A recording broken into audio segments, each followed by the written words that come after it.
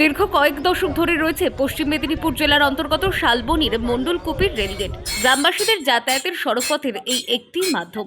Rail কর্তৃপক্ষ কয়েক বছর আগে সেটিকে আন্ডার বাইপাস করার সিদ্ধান্ত নিয়েছিল, তবে সেই স্থানে না হয়ে শালবনীতে করা হয়েছে আন্ডার বাইপাস। তারপরে রেল কর্তৃপক্ষ সিদ্ধান্ত নেয় ওই রেল গেটটি তুলে দেওয়া হবে, যার ফলে ক্ষিপ্ত হয়ে ওঠে সাধারণ মানুষ।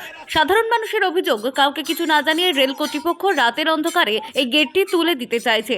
গেট তুলে দিলে কিভাবে সাধারণ মানুষ যাতায়াত করবে, এই প্রশ্ন নিয়ে আধিকারিকের কাছে গেলে তারা কার্যত মুখে কুলু পাটেন। ফলে রেল গেট তুলতে আসা রেলকর্মী ও আধিকারিকদের সঙ্গে বচসায় জড়ায় গ্রামবাসীরা। তারা খোল কীর্তন সহযোগে রেল আধিকারিকদের কাছে ওই গেটের সামনে বিক্ষোভ দেখায়। দফায় দফায় চলে বিক্ষোভ, তবে জনসাধারণের কথা মাথায় রেখে দূরপাল্লার ট্রেনকে তারা ছেড়ে দিচ্ছেন। তাদের দাবি, হয় রেলগেট রাখতে হবে, নতুবা আন্ডার বাইপাস তৈরি করে দিতে হবে।